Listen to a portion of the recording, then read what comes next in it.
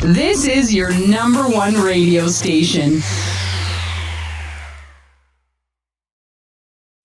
Atlanta's number one radio stations, Swanky 93.3 and The Heat 94.6. Radio stations has you covered. From our studios to our newsroom at K.L.P Entertainment. Listen on all major audio platforms like Spotify, iHeartRadio, Audacity, Apple Podcast, Stitcher Podcast, Google Podcast, YouTube, and more.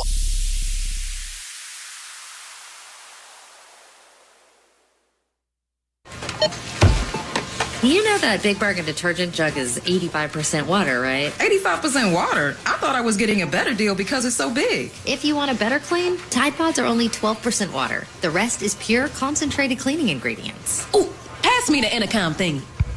Attention shoppers. If you want a real deal, try Tide Pods. Don't pay for water. Pay for clean. If it's got to be clean, it's got to be Tide Pods. Water content based on the leading bargain liquid detergent.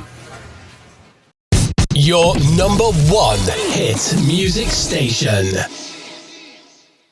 The entire world watched. It's one small step for man, one giant leap for mankind. And humanity saw that the sky was not the limit. Achievement. Pass it on from the Foundation for a Better Life at values.com.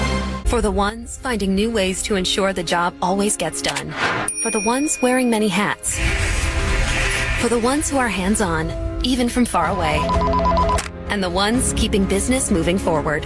We are Grainger, offering professional-grade industrial supplies, plus real-time product availability and access to experts ready to answer your toughest questions. Call, click Grainger.com, or just stop by. Grainger, for the ones who get it done.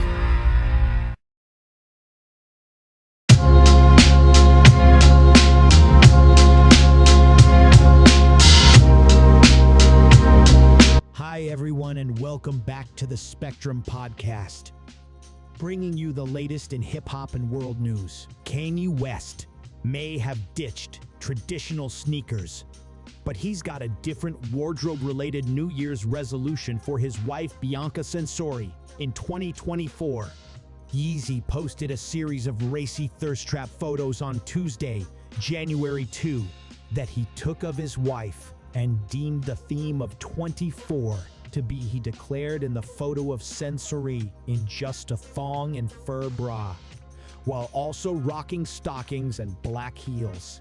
Another fit Kanye showcased of his wife found her in a tight latex corset with thin straps and a leather trench coat over the top. West and Censori began dating in January 2023 and were reportedly taking a break in November. But the couple debunked the rumors as they spent Christmas Day together courtside at the Los Angeles Lakers/Boston Celtics game on the West Coast with Yee's children and Censori's family. As for the music side, Kanye is still putting the finishing touches on his and Ty Dolla $ign's Vultures album, which is slated to arrive at some point this month. Yee has also since apologized for his string of anti-Semitic comments, which date back to 2022, writing on social media, South Africa has launched a case at the United Nations top court, alleging that Israel's military campaign in Gaza amounts to genocide. The filing in Israel's decision to defend itself at the International Court of Justice set up a high-stakes showdown before a panel of judges in the Great Hall of Justice. The case will likely drag on for years. At its heart is the 1948 Convention on the Prevention and Punishment of the Crime of Genocide, drawn up in the aftermath of World War II and the Holocaust. South Africa's 84-page filing says Israel's actions are genocidal in character because they are intended to bring about the destruction of a substantial part of the Palestinians in Gaza. It asks the IICJ, also known as the World Court, for a series of legally binding rulings. It wants the court to declare that Israel has breached and continues to breach its obligations under the Genocide Convention, and to order Israel to cease hostilities in Gaza that could amount to breaches of the convention, to offer reparations, and to provide for reconstruction of what it's destroyed in Gaza. The filing argues that genocidal acts include killing Palestinians, causing serious mental and bodily harm, and deliberately inflicting conditions meant to bring about their physical destruction as a group. And it says statements by Israeli officials express genocidal intent. South Africa argues that the court has jurisdiction because both countries are signatories of the Genocide Convention. The convention's 9th article says disputes between nations over the convention can be submitted to the International Court of Justice.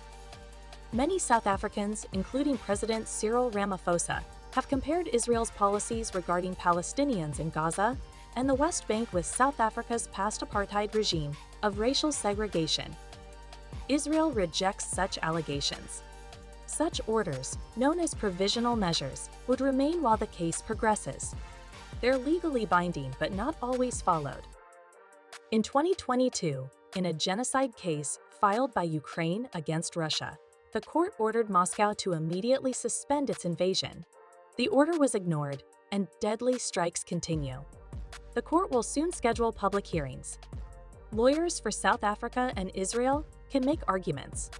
Judges drawn from around the world will likely take days or weeks to issue a decision on preliminary measures.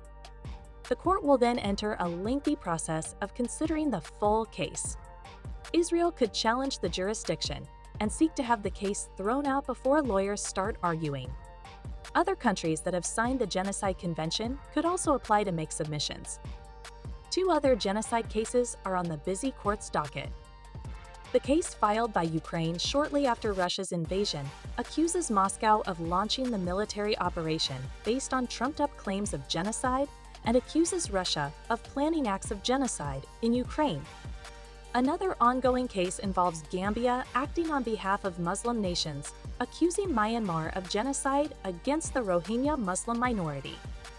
In a past case brought by Bosnia, the court in 2007 ruled that Serbia violated the obligation to prevent genocide in respect of the genocide that occurred in Srebrenica in July 1995.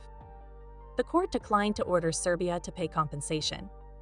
Croatia also sued Serbia in 2015, but the World Court ruled that Serbia didn't breach the convention in that case.